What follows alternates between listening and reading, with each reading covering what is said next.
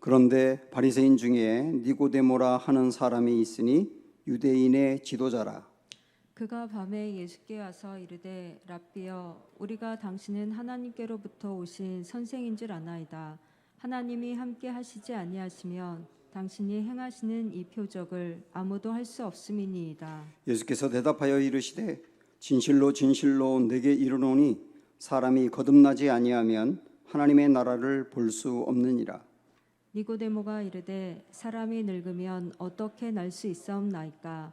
두 번째 모태에 들어갔다가 날 수 있사옵나이까? 예수께서 대답하시되 진실로 진실로 내게 이르노니 사람이 물과 성령으로 나지 아니하면 하나님의 나라에 들어갈 수 없느니라. 육으로 난 것은 육이요 영으로 난 것은 영이니. 같이 읽습니다. 내가 내게 거듭나야 하겠다 하는 말을 놀랍게 여기지 말라. 아멘. 살아가다 보면 하는 게 좋은 일이 있고 반드시 해야 될 일이 있습니다. 신앙적으로도 마찬가지죠. 하는 게 역시 좋은 일이 있고 하지 않으면 절대로 안 되는 그런 일이 있어요. 반드시 해야 될 것 중에 하나가 뭐냐면 거듭나는 것입니다. 어느 날 니고데모라고 하는 사람이 우리 예수님께 찾아옵니다. 그 사람은 상당한 지성인이거든요. 아마도 우리 예수님과 인생의 문제에 대해서 그리고 세상의 문제에 대해서 어떤 수준이 있는 대화를 나누고 싶었던 것 같아요. 그런데 그 사람에게 우리 예수님이 단도직입적으로 말씀하신 게 뭐냐면 7절을 보니까 내가 내게 거듭나야 하겠다 하는 말을 놀랍게 여기지 말라 이렇게 말씀하셨거든요. 이 거듭나야 하겠다 이 말씀은 You must be born again 이라고 영어에 되어 있는데 반드시 거듭나야 한다 이런 뜻이거든요. 그 말은 무엇이겠습니까? 거듭나지 않으면 큰일 난다는 얘기예요. 반드시 거듭나야 된다는 얘기죠. 만일 제가 눈을 감고 우리 하나님 나라에 가기 전에 마지막으로 설교할 기회가 주어진다면 어떤 설교를 할까 생각해 본 적이 있습니다. 저는 분명하게 이 설교를 할 겁니다. 거듭남에 대해서. 거듭남이라고 하는 것은 다시 태어나는 거예요. 다시 태어나는 거. 그래서 중생이라고 하는 말을 쓰고 거듭남과 똑같은 게 뭐냐면 구원입니다. 구원받은 것을 거듭났다 이렇게 표현합니다. 오늘 저는 이 거듭남이 우리에게 그렇게 중요하기 때문에 좀 구체적으로 살펴보려고 하는데요. 네 꼭지로 나누어서 보려고 합니다. 우선 첫 번째로 누가 거듭나야 하는가? 두 번째는 거듭남은 어디서 오는가? 세 번째는 거듭남의 결과는 무엇인가? 그리고 네 번째는 어떻게 거듭나는가? 순서대로 하나하나 보도록 하겠습니다. 자, 먼저 누가 거듭나야 하는가라고 하는 부분인데요. 일반적으로 저 사람 거듭났어 그런 말 하기도 하죠. 그럼 거듭났다고 말할 때 누구에게 그런 말을 하느냐면 이전에는 도덕적으로 완전히 엉망이었어요. 구제불능이었습니다. 그 사람은. 그런데 그 사람의 삶이 많이 변했습니다. 깨끗하게 많이 변하고 성실하게 많이 변했어요. 그럴 때 그 사람을 두고 그 사람 거듭났어 이런 말을 하죠. 또는 성품이 아주 사납고 거칠고 이기적이었는데 그 사람이 어떤 일로 인해서 변화가 되어서 굉장히 부드러워지고 다른 사람을 배려할 줄 아는 사람이 되었을 때도 그 사람 거듭났다 이런 말을 합니다. 또 반대로 아주 자꾸 주눅들고 자신감이 하나도 없던 사람이 또 역시 어떤 일로 인해서 용기를 갖고 또 뭔가에 도전하고 그러는 것을 볼 때도 그 사람은 거듭났어 이런 말을 씁니다. 그러니까 보통 일반적으로 거듭난다라고 하는 것은 삶에 문제가 있고 도덕적으로 문제가 있고 성품에 무슨 큰 문제가 있는 사람들에게 거듭남이 필요하다고 생각을 하는 것이죠. 그런데 우리 예수님이 당신 반드시 거듭나야 된다라고 말했던 그 니고데모라고 하는 사람은 어떤 사람일까요? 1절 보시면 그런데 바리새인 중에 니고데모라 하는 사람이 있으니 유대인의 지도자라 이렇게 말씀했어요. 이 니고데모에 대해서 두 가지를 말하고 있는데, 하나는 바리새인이다 그랬어요. 여러분, 바리새인은 우리가 성경에서 바리새인에 대해서 그냥 안 좋은 선입견이 있어서 그렇지, 그때 당시에 사람들이 볼 때 바리새인들은 굉장히 반듯한 사람이었어요. 반듯하고 신앙적으로도 열심히 있고 규범도 철저히 지키는 그런 사람이었습니다. 그리고 유대인의 지도자라 그랬는데, 이것이 여러분 주가 달려있는 성경에 보면 산헤드린 공의회원이라고 되어 있는데요, 이 사람은 일종의 국회의원이었던 겁니다. 그러니까 사회적으로도 상당히 성공한 사람이에요. 이 사람에게 주님은 거듭나야 된다 그랬어요. 2절에 보시면 그가 밤에 예수께 와서 이르되 하면서 예수님을 뭐라고 부르느냐 하면 라비어라고 부릅니다. 라비는 선생님이라는 뜻이거든요. 선생님 하고 불러요. 그러면서 우리가 당신은 하나님께로부터 오신 선생인 줄 아나이다, 이렇게 번역이 되어 있는데, 제가 가지고 있는 NLT라고 하는 영어 성경에 보면 우리는 하나님이 우리에게 가르치라고 당신을 보낸 줄 압니다, 이렇게 표현되어 있거든요. 그러니까 이 말이 좀 맞는 표현 같아요. 이 문맥으로 보면 이 사람은 예수님을 선생님이라고 부르면서 선생님, 제가 선생님에게 한 수 배우러 왔습니다, 이렇게 말한 겁니다. 이미 니고데모는 유대인의 지도자이기 때문에 사람들을 가르치는 사람이에요. 그런데 가르치는 사람인데 예수님 앞에서 나에게 좀 가르쳐 주세요, 이렇게 말하는 사람입니다. 이 사람은 굉장히 겸손하고요, 그 다음에 마음이 열려있는 사람이에요. 그런데 이 사람에게도 주님은 거듭나야 된다 그랬어요. 그러니까 이게 종합해서 볼 때 사회적으로도 성공하고 도덕적으로도 나름대로 깨끗한 삶을 살고 성품으로 볼 때도 겸손하고 괜찮은 사람인데, 이 사람도 거듭나야 된다는 거예요. 왜냐하면 3절 말씀을 보면 예수께서 대답하여 이르시되 진실로 진실로 내게 이르노니 사람이 거듭나지 아니하면, 그 다음 뭐라 그랬어요? 하나님의 나라를 볼 수 없다고 했어요. 이 니고데모 같은 사람도 거듭나야 한다. 왜냐하면 거듭나지 않으면 하나님 나라를 볼 수 없다예요. 결국은 니고데모 같은 사람에게도 거듭나야 된다고 하신 말씀을 보면 누구나 다 거듭나야 된다. 거듭남에서 예외되는 사람은 아무도 없다. 다 거듭나야 된다. 이렇게 결론을 내릴 수 있습니다. 누가 거듭나야 된다고요? 모두 다. 이렇게 말할 수 있어요. 자, 그러면 우리 두 번째가 뭐냐면 거듭남은 어디서 오느냐였죠. 거듭남은 어디서 오느냐. 조금 아까 저는 3절 말씀을 보면서 예수님이 니고데모에게 거듭나지 아니하면 하나님 나라를 볼 수 없다라고 말씀했다는 말씀을 드렸어요. 여기 이 니고데모가 예수님으로부터 하나님 나라라고 하는 것을 들었는데, 하나님 나라에 대해서 들을 때 유대인들은 그게 어떤 것인지 금방 압니다. 유대인들이 이때 당시에 생각했던 하나님의 나라는 이사야서에서 말하는 새하늘과 새 땅입니다. 이사야서에서 앞으로 있을 일을 예언하면서 새하늘과 새 땅이 펼쳐진다 그랬는데, 그 새하늘과 새 땅은 나중에 이루어질 나라인데요, 이 세상, 지금 우리가 살고 있는 이 세상은 완전히 종말하고 모든 게 끝나고 종말을 고하고 그 다음에 전혀 새로운 세상이 펼쳐진다는 거예요. 그 세상이 새하늘과 새 땅입니다. 이게 하나님의 나라거든요.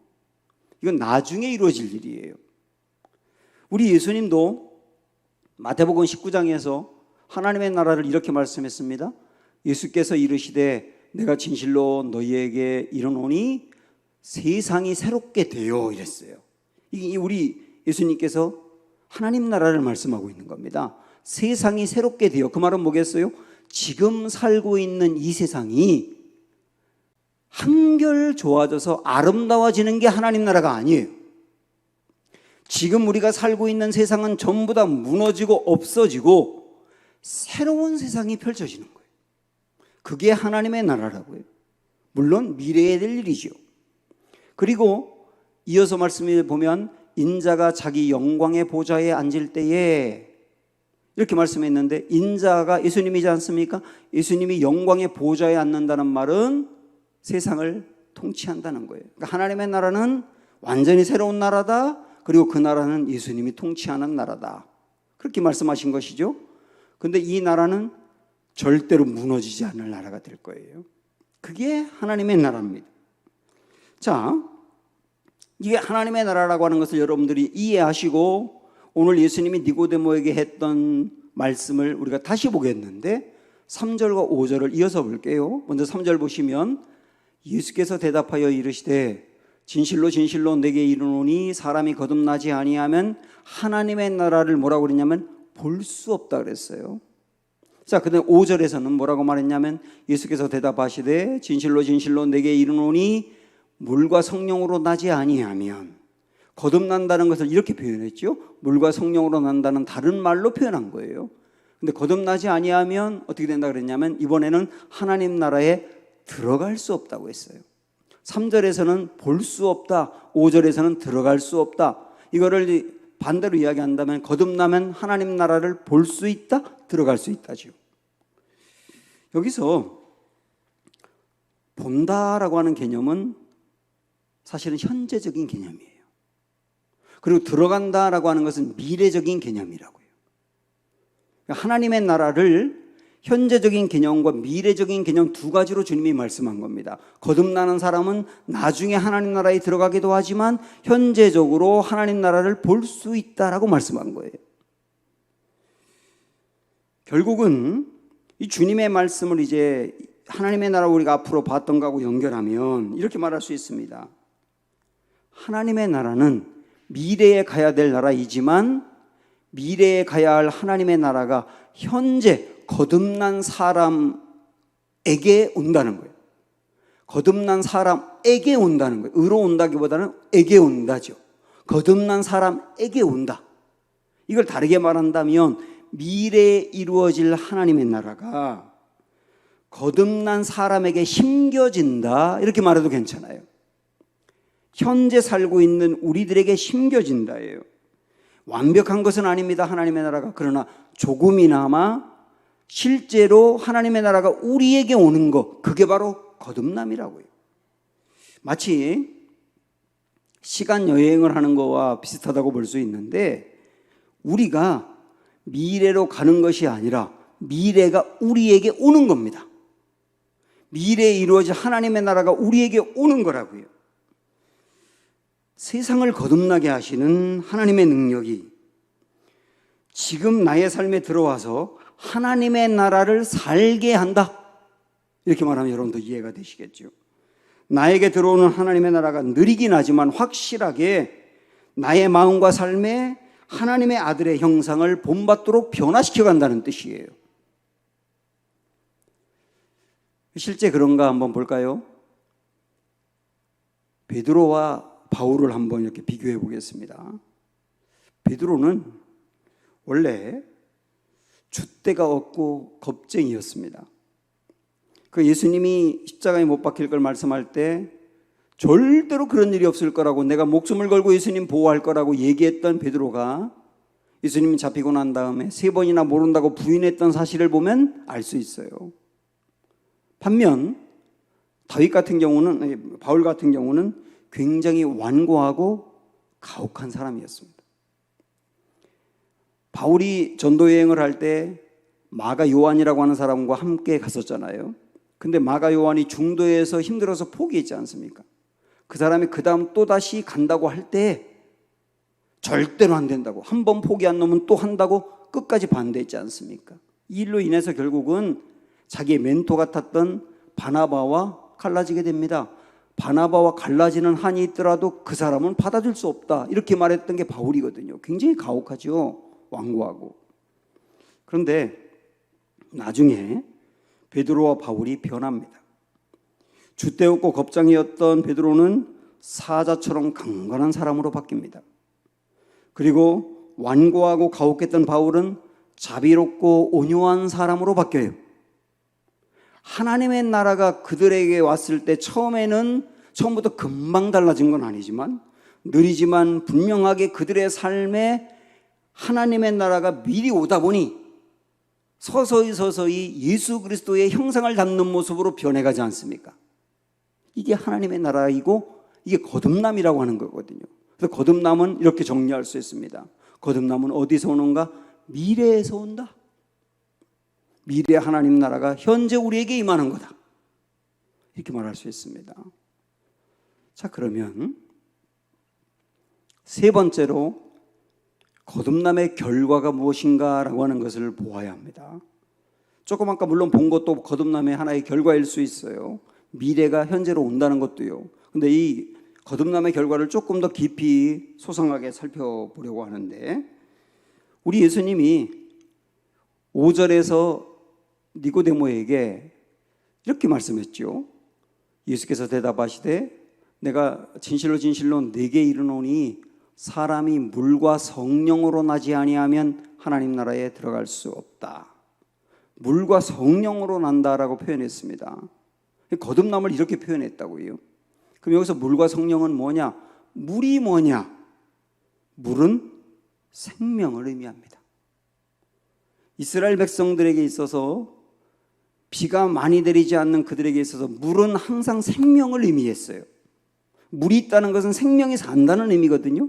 그래서 물과 성령으로 거듭난다는 말은 거듭남이 뭐냐? 성령이 내 안에 들어오면서 생명이 생겼다라고 하는 거예요. 그게 거듭남이라고요. 그런데 이 생명은 이전에 있던 생명이 아니라 새로운 생명이기 때문에 뭐라고 말할 수 있냐면 새 생명이라고 말할 수 있는 거예요. 거듭남은 새 생명을 입는 겁니다. 그런데 이 새 생명은 이전에 그 사람보다 조금 더 나아진 사람이 아니라 완전히 새로운 사람으로 다시 태어난 거예요. 그게 거듭남이거든요. 자, 그러면 여러분 이걸 생각을 해보십시오. 생명이 있는 곳에는, 생명이 살아있다는 것은 다르게 말하면 감각이 살아있다예요. 중환자실에 어떤 일로 인해서 누워있는데 말도 못하고 꼼짝도 못하는데 거기에 발을 이렇게 만질 때 발이 약간 움직인다. 그러면 생명이 있는 거잖아요. 그 사람 생명이 있는 거 알죠? 왜 합니까? 감각이 있으니까 생명이 있는 거라고요. 그러면 거듭난다는 것도 뭐냐면 새로운 생명을 입은 거기 때문에 감각이 생기는데 그 감각은 새로운 감각이 생기는 거예요. 앞에서 예수님이 니고데모에게 거듭나지 아니하면 하나님 나라를 볼 수 없다 그랬는데, 이 말은 다르게 말하면 거듭나면 하나님 나라를 본다는 거잖아요. 본다. 본다는 게 뭡니까? 시각이 생긴다잖아요. 이전에 보지 못했던 하나님 나라를 거듭나고 나면 본다예요. 새로운 감각을 갖는다라고 하는 말입니다. 자, 예를 들어서 조금 더 구체적으로 말씀드려보면, 보통 거듭나기 전에도 많은 말씀을 듣습니다. 그런데 거듭나면 그 말씀이 내게 생명을 줍니다.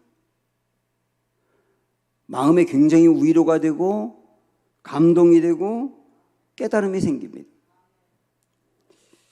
이전에 하나님이 당신을 사랑하십니다. 하나님이 당신을 지켜주십니다. 그 말씀을 들었을 때는, 그 말씀을 들어도 별로 마음이 움직이지 않았고요. 그리고 또 그런 소리라고 했었어요. 그런데 거듭나게 되면 이 말씀이 나를 새롭게 빚어요. 이 말씀이 나를 새롭게 빚는다고요. 그래서 하나님이 나를 사랑하십니다. 하나님 나를 지켜주십니다. 그러면 그 말씀을 들을 때 하나님이 정말 이런 분이었군요 하면서 내 마음에 감동이 일어난다고요. 이게 감각이 생겼다는 뜻이에요. 어떤 형제가 군대를 갔어요. 군대 목사님인 군목으로부터 설교를 들었는데, 어느 날 설교를 들을 때 그 목사님이 구원은 우리가 주님을 위해서 뭔가 하는 것으로 결정되는 게 아니라 주님이 나를 위해서 뭔가 해준 것으로 결정됩니다. 이런 말씀을 들었어요. 그 말씀을 들을 때 이 형제의 마음이 활짝 열리면서 거듭났거든요. 거듭나고 나서 굉장히 기쁜 마음으로 그 군목에게 이야기를 합니다. 목사님, 저는 이런 말씀을 처음 들었어요. 내가 뭔가 주를 위해서 해야 구원받는 게 아니라 주님이 나를 위해서 해준 것 때문에 구원받는다는 말씀을 처음 들었어요. 저는 선행을 쌓고 죄를 짓지 않고 뭔가 공로를 쌓아야 구원받는다고 생각했는데 이 말씀을 진즉에 들었다면 제가 빨리 구원받았을 텐데요. 이렇게 말했습니다. 그러면서 하는 말이 뭐냐면 저는 교회에서 갈라디아서 성경 공부도 했었거든요. 갈라디아서 성경 공부하면서 책도 같이 읽었거든요. 그러니까 목사님이 말하는 거예요. 무슨 책 읽었어요? 어떤 책 읽었다 그래요. 그 책을 목사님도 갖고 있어서 이렇게 말합니다. 그 책을 다시 읽어보세요. 다시 읽어봤더니 군목으로부터 들었던 말씀이 거기 다 있는 거예요. 심지어는 밑줄까지 쳤어요. 근데 이 사람은 그 말씀을 설교를 듣고 책을 보면서 밑줄도 쳤지만 그 말씀이 마음으로 다가오지 않았던 거예요. 감각이 죽어 있을 때니까. 그러다가 새롭게 거듭나면서 그 말씀이 생명처럼 다가왔는데요. 처음 들은 말씀이 아니에요. 이미 들었던 말씀인데 거듭날 때 감각이 생긴다고. 말씀이 생명으로 다가오는 감각이 생긴다고요. 그래서 새 사람이 되면 이해할 수 없던 말씀이 깨달아지는 지각이 생겨요. 그리고 보지 못했던 것을 보는 시각이 생겨요. 듣지 못했던 하나님의 말씀이 들리는 청각이 생겨요. 그리고 하나님의 말씀에 달고 오묘하다고 아는 미각이 생겨요. 그리고 하나님의 사랑과 하나님의 함께함이 느껴지는 촉각이 생긴다고요. 여러분, 제가 드린 말씀 이해가 되시죠? 경험하셨으니까. 사람마다 새 생명을 얻고 새 생명을 얻은 뒤 감각이 생기는 건 차이가 있어요. 어떤 사람은 빠르게 생기기도 하고 느리게 생기기도 해요. 그런데 똑같이 하는 말이 있어요. 거듭나고 나면 평생 들었는데도 이전에는 무슨 말인지 통 몰랐어요. 근데 이 말씀이 이렇게 단 말씀이군요. 이렇게 알게 된단 말입니다. 감각이 생겼기 때문에. 그래서 우리가 이 말씀이 베드로전서에 있는 이 말씀을 보면 확 이해가 되는 거예요. 갓난아기들 같이 순전하고 신령한 젖을 사모하라. 이는 그로 말미암아 너희로 구원에 이르도록 자라게 하려 함이라. 하나님의 말씀이 아이들이 먹고 자라는 젖처럼 우리에게 순전하고 신령한 젖이 된다는 것을 깨닫고 알고 감사하는 거예요. 이게 바로 거듭남의 결과예요. 자, 그러면 이제 중요한 건 어떻게 거듭날 수 있나요? 라고 하는 네 번째 파트입니다. 어떻게 거듭날 수 있나요? 성경에 보면 하나님을 믿어라, 예수님을 믿어라, 그런 말씀은 정말 많이 있는데 절대로 한 번도 안 나오는 말씀이 있어요. 여러분, 이 말씀이 성경에 있거들랑 저에게 얘기해 보세요. 어떤 말씀이냐면 스스로 구원받아라, 이런 말씀은 없어요. 스스로 거듭나라, 이런 말씀은 없다고요. 이 당연한 원리입니다. 아이가 태어날 때 보세요. 아이가 태어날 때 아이가 태어나기 위해서 하는 일이 있습니까? 아무것도 없어요. 부모가, 엄마와 아버지가 함께 결합하여서 아이가 생기기 시작했어요. 그 아이가 엄마 뱃속에서 그냥 있는 거예요. 엄마가 먹는 것으로 공급을 받아서 사는 거예요. 그러다가 엄마가 출산할 때 죽을 고생하면서 수고하고 고통을 당하면서 엄마가 고통을 당하면서 이 아이가 태어나요. 이게 태어남의 원리입니다. 태어날 때는 태어나는 사람 하는 일이 아무것도 없다고요. 이걸 우리의 용어로 말한다면 그냥 은혜로 태어나는 거예요. 그런데 태어남의 원리가 그런데 거듭남의 원리도 그렇지 않겠습니까? 다시 태어나는 것도 태어나는 사람이 할 일이 아무것도 없다고요. 이건 그냥 은혜로 태어나는 거예요. 그래서 아까 3절에서 주님이 니고데모에게 거듭나야 한다고 말할 때, 거듭나야 하나님 나라를 볼 수 있다라고 말할 때 그 거듭나다라고 하는 말을 여러분 성경 잘 보면 3이라고 이렇게 쓰여 있을 거예요. 3절에 보면 3이라고 쓰여 있지요. 그 3이 주석을 단 건데 그 3하고 밑으로 내려가 보세요. 뭐라고 써 있나? 위에서라고 써 있어요. 거듭난다는 말은 다르게 말하면 위에서 난다예요. 위에서 난다는 말이 뭐겠습니까?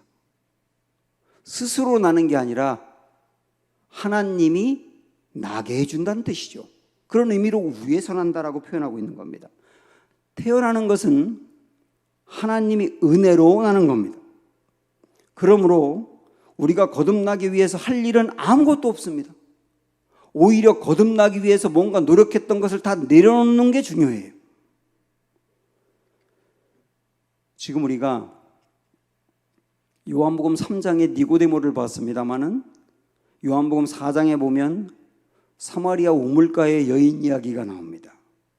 니고데모도 예수님 만나는 이야기, 수가성 여인도 예수님 만나는 이야기, 이게 3장과 4장에 같이 나왔는데 이게 의도적으로 함께 모은 거거든요. 이 두 사람을 한번 비교해 보십시오. 3장에 나오는 니고데모는 사회적인 신분이 굉장히 높아요. 한마디로 말하면 성공한 사람입니다. 그런데 4장에 나오는 수가성 여인은 한마디로 말하면 완전 실패한 여인이에요. 인생이 보통 망가진 게 아니에요. 도덕적으로 봐도 요한복음 3장의 니고데모는 굉장히 깨끗하고 반듯한 사람이에요. 그런데 4장에 나오는 수가성의 여인은 다른 사람들의 얼굴을 마주치기 힘들어할 정도로 외면을 받고 있고 도덕적으로도 문제가 심각한 사람입니다.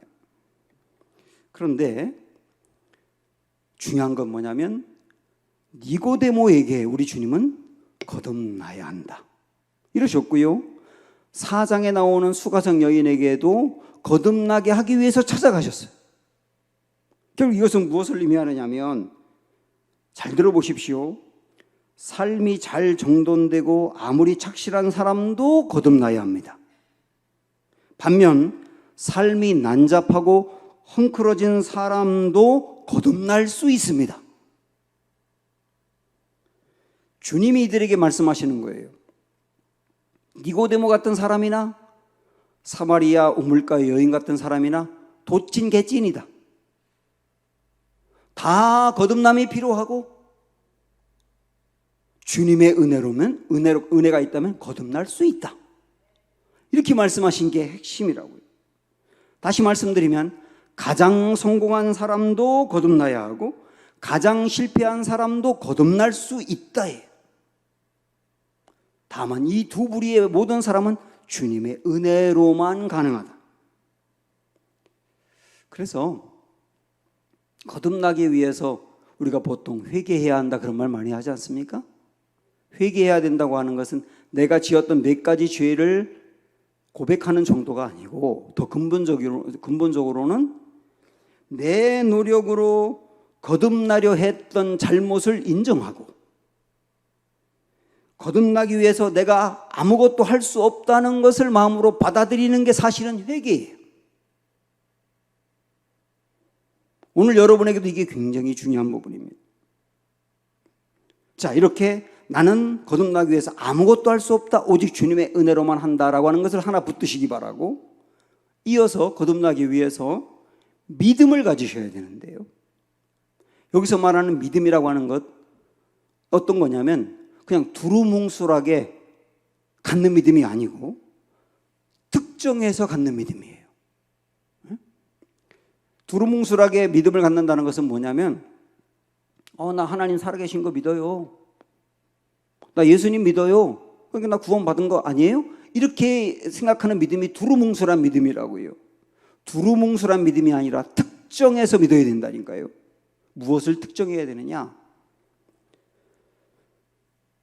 제가 두 딸이 있는데 큰 딸을 낳을 때는 제 아내가 예정일이 13일이 지났는데도 나오지 않아서 촉진제를 맞고 10시간 이상 정말 죽을 고통을 겪다가 애가 태어났어요. 둘째가 태어날 때도 저는 첫째같이 그렇게 오랜 시간이 있다가 고통당하고 태어날 거라고 생각했는데, 그래서 장인하고 제가 식사하러 가려고 하는데 애가 낳더라고. 그러니까 애가 태어나는 데는 첫 아이와 두 아이가 시간차가 있더라고요. 근데 두 아이 똑같은 게 뭐냐면 두 아이 모두 제 아내가 죽을 고생을 하면서 수고하고 태어났다는 거예요. 그건 똑같아요. 여기에 또 하나의 탄생의 원리가 있더라고요. 아까 우리가 앞에서 봤던 탄생의 원리는 아이가 태어나기 위해서 자기가 할 수 있는 게 아무것도 없다, 이게 하나의 원리라고 한다면, 두 번째 원리는 아이가 아무것도 하지 못하지만 아이를 낳게 하는 이는 죽을 고생을 하는 거예요. 이게 원리라고요. 이처럼 우리가 두 번째 태어나게 될 때도 내가 할 수 있는 일이 아무것도 없지만 나를 두 번째 태어나게 하신 예수님은 죽을 고생 정도가 아니라 정말 죽으셨어요. 정말 십자가에서 죽으셨다고요. 그 죽음을 통하여 내가 태어나게 된 겁니다. 이것을 특정하여 믿으시라는 얘기예요. 두루뭉술하게 나 예수님 믿어요가 아니라 예수님이 나를 다시 태어나게 하기 위해서 십자가에서 죽은 고통으로 모든 고통을 다 가져가고 죄를 가져가고 나를 태어나게 했다는 바로 이 사실을 특정해서 믿는 것, 그게 바로 거듭남을 위한 믿음이란 말입니다. 그런데 우리 이 대목에서 요한복음 16장에 있는 21절의 말씀을 보는 게 좋은데요, 여자가 해산하게 되면 그때가 이르렀으므로 근심하나 아기를 낳으면 세상에 사람 난 기쁨으로 말미암아 그 고통을 다시 기억하지 아니하느니라. 우리 예수님이 이 말씀하셨다고요.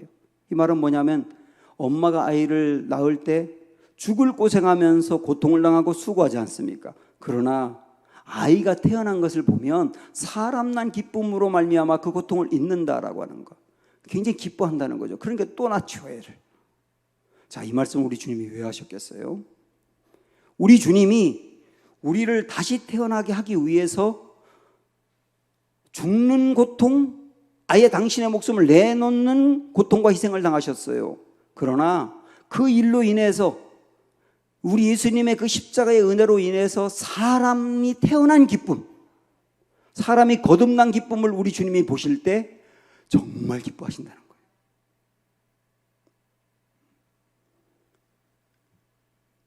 이 기쁨 때문에 지금도 주님은 포기하지 않고 사람들을 거듭나게 해가시는 겁니다.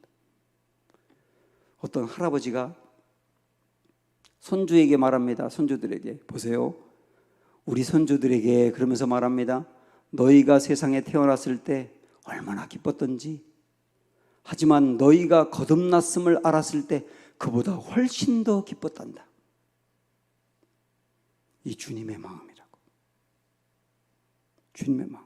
이 기쁨이 있기 때문에 주님은 당신의 목숨까지 우리 위해서 내놓으신 거예요. 이걸 마음으로 믿는 게 중요하단 말입니다. 제 설교를 4가지 다 했기 때문에 여기서 마치려 하다가 한 가지 마음에 걸리는 게 있어요. 그게 뭐냐면, 우리 부모 세대들은 주님의 은혜로 거듭난 이들이 굉장히 많습니다. 그런데 다음 세대들은 그렇지가 않아요. 이게 제 마음에 걸리는 거예요. 우리 부모 세대들이 어릴 적에 주님의 은혜로 구원받으면서 이 말씀을 들을 수 있었던 그때 분위기하고 지금 다음 세대들이 이 복음을 접하는 분위기가 많이 다릅니다. 무슨 말이냐면, 지금은 우리 아이들이 복음의 말씀을 진지하게 들을 수 있도록 방해하는 게 세상에 너무 많아요. 특별히 문화라고 하는 걸 통해서 방해합니다. 유튜브 같은 인터넷 세상, 모바일, TV, SNS, 이런 것들이 우리 아이들 주변을 몇 겹으로 감싸면서 하나님의 말씀이 침입하지 못하도록 그들이 막고 있다고요. 우리가 하나님의 말씀을 붙들고 세상이 들어온 걸 막아야 되는데 반대가 되어버린 형상이에요. 이 보통 심각한 게 아닙니다. 그런 상황이기 때문에 아이들이 교회에 와서 1시간 남짓하는 그 시간에 예배드리고 말씀을 듣는 것으로 이 세상의 문화를 이겨낼 수 있을까? 저는 회의적이에요. 그래서 거듭남이 오늘 우리에게 정말 그렇게 중요하다는 걸 알았고 반드시 거듭나야 된다는 것을 알았다면, 사랑하는 여러분, 이제 우리는 우리 다음 세대들이 거듭날 수 있도록 복음 생태계를 만들어야 합니다. 복음 생태계. 복음 생태계가 뭐겠습니까? 우리 아이들이 복음의 말씀을 접할 수 있는 환경과 분위기를 만들어줘야 된다는 뜻이에요. 이 일을 위해서 교회와 가정이 연합해야 합니다. 교회에서는 십자가의 복음, 그 아까 제가 말씀드렸던 특정해서 이 믿음이 있어야 된다고 했던 그 십자가의 복음을 자꾸 말씀드려야 되고, 찬양도 놀이도 그런 거와 연관되는 게 좋습니다.